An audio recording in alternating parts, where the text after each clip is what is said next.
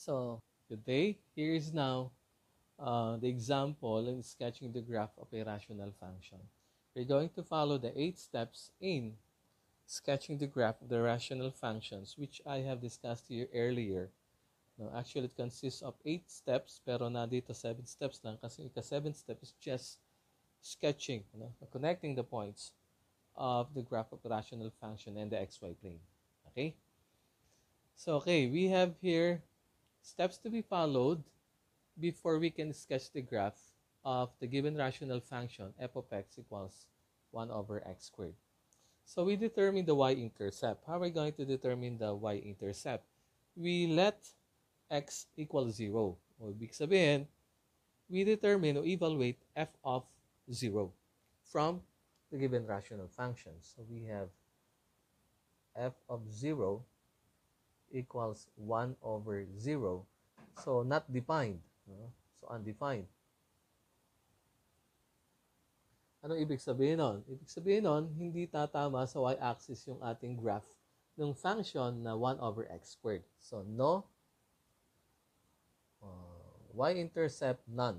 Okay?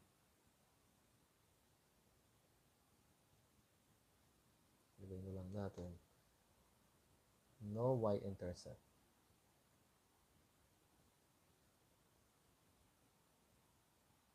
Okay?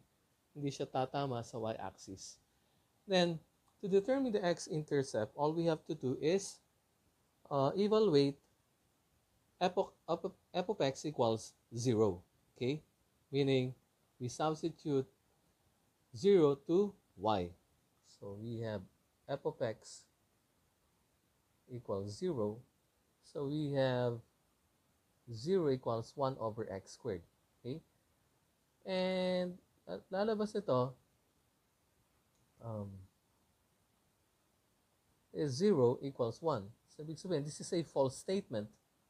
Okay? Ano ibig sabihin ng false statement na yan? It means that no x-intercept.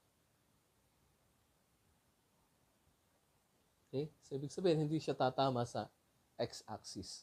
Okay? Hindi rin tatama sa y-axis. Next is, we determine the vertical asymptote. Now, paano nga ba pag-determine ng vertical asymptote? Simply lang, we let d of x equal 0. Okay? So, ito yung ating n of x sa taas equals 1 and d of x equals x squared. Okay?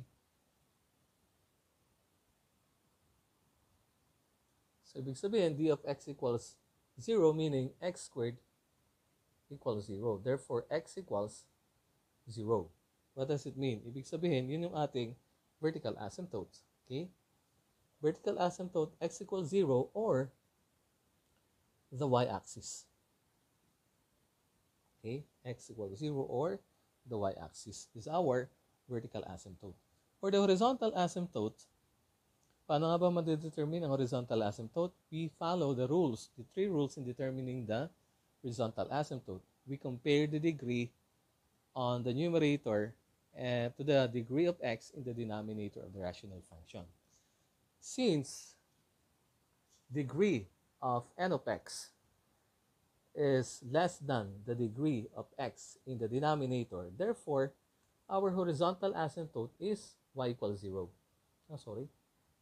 Yes, y equals 0. Degree of n of x is less than the degree of t of x, meaning our horizontal asymptote is the x-axis. Okay? And the equation of the horizontal asymptote is y equals 0. Next. How about the slant asymptote? What is the slant asymptote? None. Why none? Because nag-exist ang horizontal asymptote. Okay? What else? Kasi the degree on top is less than the degree of x in the denominator. Kasi nakakameron lang naman ng slant asymptote kapag mas mataas ng degree ang numerator kumpara sa degree ng x sa denominator. Okay? We next determine the additional points for us to graph or sketch the graph of the rational function. Paano tayo maglalagay ng additional points? May dalawang paraan. To the right of the vertical asymptote and to the left of the vertical asymptote. Ang vertical asymptote natin ay 0. So, ibig sabihin, magsasubstitute tayo ng values of x to the right and to the left of 0. Okay. So, ito yung ating x, ito yung ating f of x. Okay.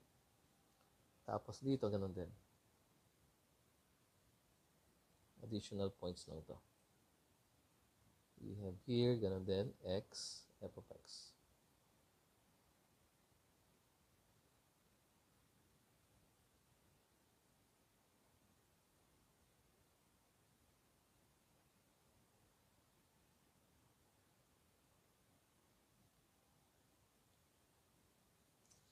Okay, to the right of x, magsubstitute say x equals 5.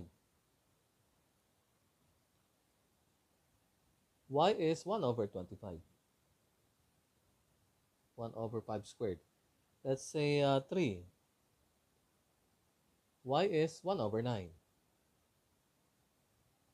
Let's say x equals 1. Y is 1 also. Okay. X equals 0.5. That will be 1 divided by 0.5. That will be 2. Okay. To the left of x equals 0, let's say negative 5. That will be 1 over 25 also. Negative 3. That is positive 1 over 9 pa rin. X is negative 1. Positive 1 pa rin. Let's say x equals negative 0.5. That is positive 2. Okay, yung mga additional points natin. This is to the right of x equals 0, and this is to the left of x equals 0. Now, we determine the domain and range. For the domain, mapapansin natin, ang x values natin can be positive and negative. Okay? Pwedeng positive, pwedeng negative. So, ibig sabihin, ang domain natin ay x such that x is an element of real numbers. Except, hindi pwedeng maging 0.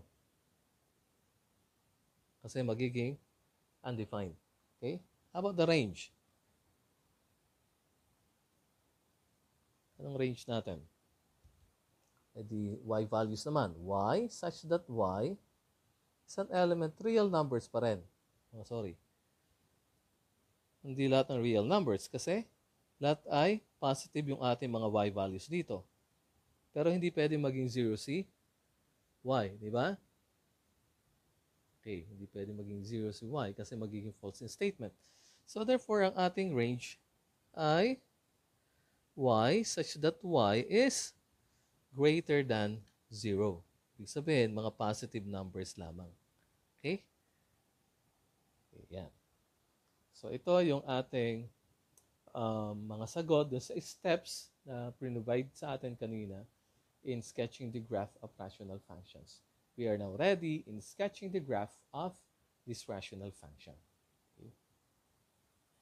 So, okay, we're now going to sketch the graph of the rational function f of x equals 1 over x squared. So, using this data.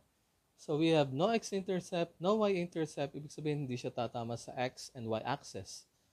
Ang ating pong vertical asymptote is x equals 0. So, ibig sabihin, itong y-axis na to, naroon yung ating vertical asymptote. Okay?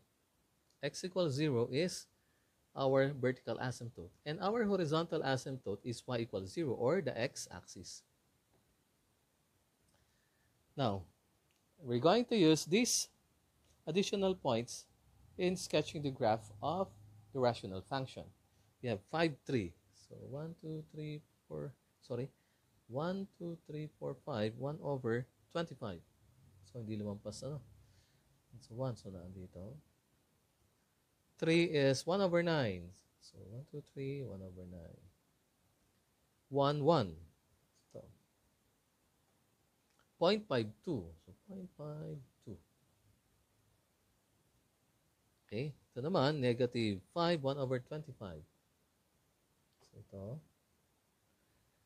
Negative 3, 1 over 9. So, negative 3, 1 over 9. Negative 1, 1. So, negative 1, 1. So, negative 0.52. So, ito.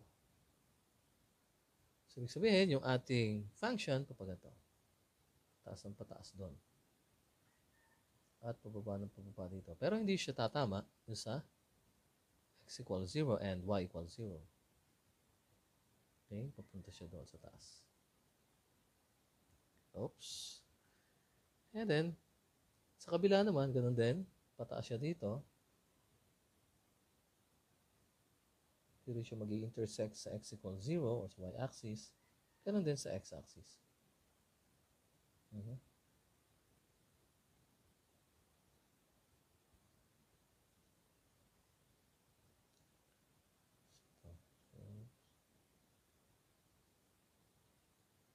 pababa siya doon, pataas siya doon. Okay. So, this is the graph of the function f of x equals 1 over